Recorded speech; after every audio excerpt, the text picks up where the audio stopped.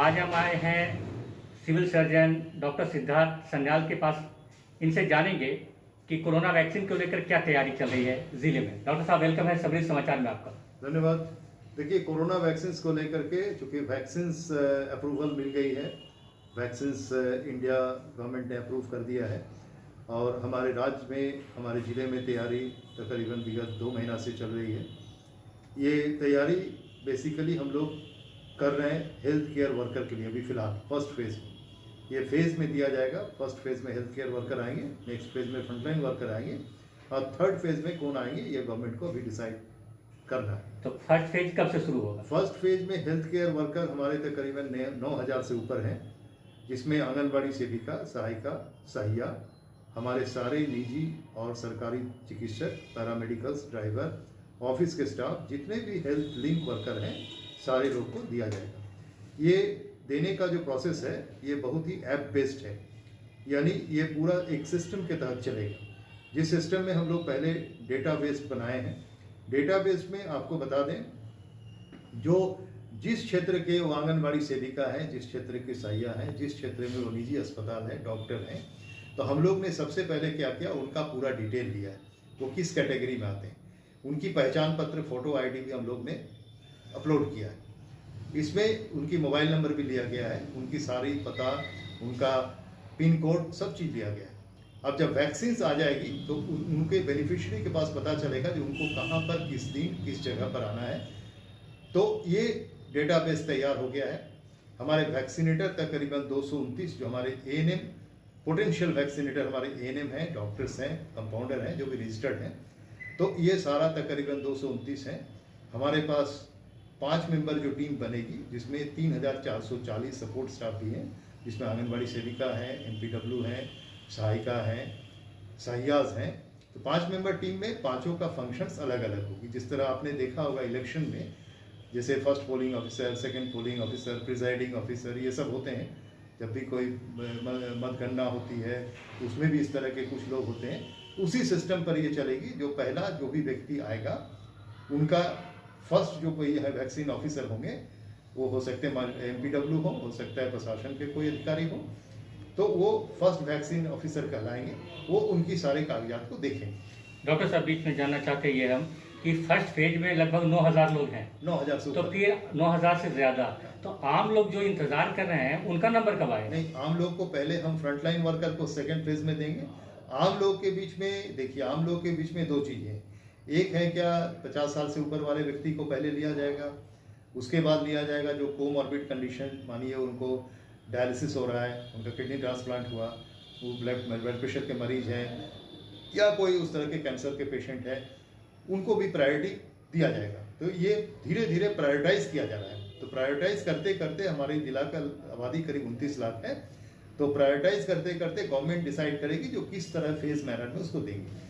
तो आम जनता के लिए भी बताना चूंकि इसलिए मुश्किल है, क्योंकि अभी सेकेंड फेज की डेटाबेस तैयार हो रही है फ्रंटलाइन वर्कर की, जिसमें रेवेन्यू ऑफिसर्स, रेवेन्यू वाले स्टाफ, पुलिस के लोग, पैरामिलिट्रीज, ये सारे आ रहे हैं। तो जैसे लोग वेट कर रहे हैं कि जैसे न्यूज़ उनको मिलता है कि अब वैक्सीन आ गया है, एक आध हफ्ते में मिलने वाला है, ऐसी कोई बात नहीं, महीनों लग सकता है ना? बिल्कुल लग सकती है समय। इसलिए जो अभी डेटाबेस बनेगी, फर्स्ट फेज में आपको बताया मैं, हेल्थ केयर वर्कर को दिया जा रहा है, सेकेंड फेज में फ्रंटलाइन वर्कर को दिया जाएगा।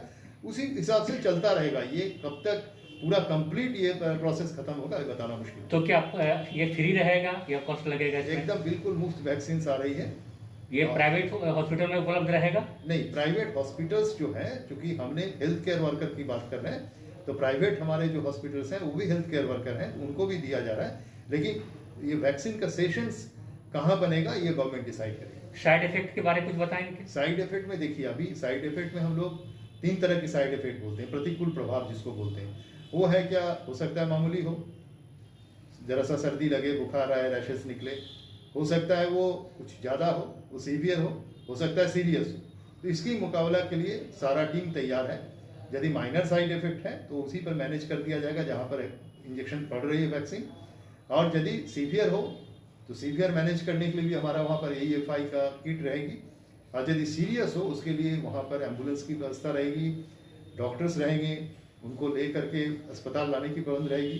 क्योंकि अभी जो वैक्सीन दिया जाएगा मोरलेस वो पीएचसी लेवल पर और सीएचसी लेवल पर ही दिया जाएगा। रिएक्शन इसका तुरंत पता चलेगा या कि बाद के दिनों में भी इसका इफेक्ट दिखेगा? देखिए, ये डेटाबेस जब बन रही है तो हम लोग को ये सारा चीज़, क्योंकि वो भी एक ऐप है हम लोग का, जो वैक्सीन का साइड इफेक्ट का जो एडवर्स इफेक्ट फॉलोइंग इम्यूनाइजेशन जो होती है उसका भी एक ऐप बना हुआ है। हम लोग जो रूटीन इम्यूनाइजेशन नियमित प्रतिरक्षण करते हैं उसमें भी डालते हैं, तो इसको भी डालेंगे। और ये यदि कोई साइड इफेक्ट होगी इसका भी सरकार जानेगी कि कौन सा साइड इफेक्ट, इस पर भी निगरानी रखा जाएगा। डॉक्टर साहब, एक बात तो ये बताना, आप बताएं हमको कि जिस फेज के हिसाब से आप लोग डाटाबेस के हिसाब से देंगे तो आम लोगों को तो महीनों 6 महीने लग जाएगा, जितना लोग आस में लगाए हैं कि भाई अब आ गया है, अगले हफ्ता मिलने वाला है। क्या देखिए, आपको पहले ही मैं बताया, जो वैक्सीन लेने के बाद भी चाहे वो हेल्थ केयर वर्कर हो चाहे फ्रंटलाइन वर्कर हो, जो आज आप चीज़ को पालन कर रहे हैं, 2 गज की दूरी, सैनिटाइजर और मास्क, इसको आपको पालन करना है लेने के बाद।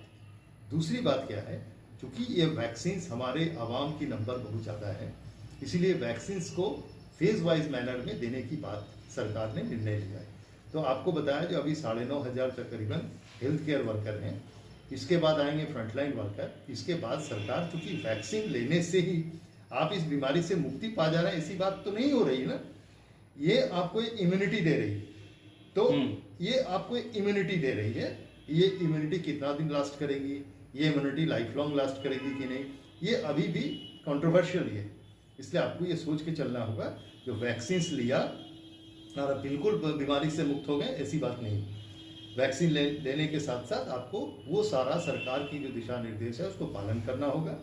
और जहाँ तक बात रहे आवाम के लिए ही वैक्सीन आ रही है, क्योंकि आवाम में हम भी आते हैं, लेकिन हम नियत एक्सपोज होते हैं बोल करके रोज हमें प्रायोरिटी दिया जा रहा है, फ्रंटलाइन वर्कर को प्रायोरिटी दिया जा रहा है, जनता को भी प्रायोरिटी दिया जा रहा है, क्योंकि जनता को पहले दिन ही माननीय प्रधानमंत्री ने बता दिया था जो आपको ये चीज पालन करने से आप बीमारी से बच सकते हैं, इसका बचाव ही इसका सबसे बड़ा इलाज है।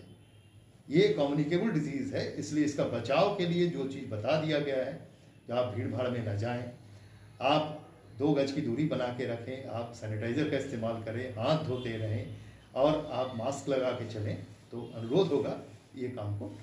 लेकिन ये मान के चलें कि हम लोग का नंबर अभी 6 महीना लग नहीं सकता है। नहीं, ये बताना मुश्किल है, क्योंकि सरकार इसकी बल्क प्रोडक्शन स्टार्ट कर दी है। और सरकार बल्क प्रोडक्शन स्टार्ट कर दी है, उसके बाद इसकी देने की प्रक्रिया और सरकार की नियंत्रणाधीन है। तो सरकार बता देगी कि हम 1 महीना में दे दें, 2 महीना में दे दें, क्योंकि फेज वाइज मैनर में। अब जिस तरह की आबादी है जिले की, उस हिसाब से तो टाइम तो लगना है डॉक्टर साहब। नहीं, हम जैसे टेस्ट भी सबको तो नहीं कर पाए ना। अब हमारा जिला में टेस्ट पर मिलियन जो है, हिंदुस्तान में जो टेस्ट पर मिलियन है, झारखंड उसके समक्ष पहुंच गया है।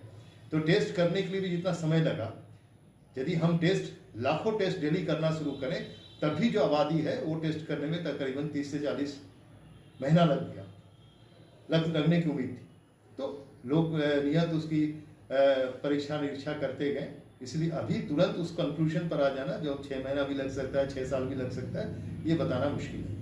प्रायोरिटाइज करके दिया जा रहा है, जैसे नियमित प्रतिरक्षण हम बच्चे को देते हैं, तो अब ये प्रतिरक्षण हम अभी इस कैटेगरी को देंगे, ये निर्णय हुआ है। उसके बाद ये नियमित प्रतिरक्षण के तहत आएगी या किस तरह का करेंगे, वो सरकार की डिसीजन। लेकिन प्राइवेट हॉस्पिटल में ये उपलब्ध होगा या नहीं होगा इलाज, ये बताना अभी मुश्किल है, क्योंकि अभी तो सरकार इसको सिर्फ और सिर्फ हेल्थ केयर वर्कर और फ्रंटलाइन वर्कर के बारे में बात कर रही है। इसलिए हम ये फोरकास्ट एक बहुत छोटे से जगह में आके कैसे बता दें जो ये प्राइवेट हॉस्पिटल में उपलब्ध होगा आने के दिन में। क्योंकि पहले PPE किट सरकारी संस्थान में मिलती थी, वेंटिलेटर रहता था, आज प्राइवेट में भी PPE मिल रहा है, सारा चीज़ मिल रहा है।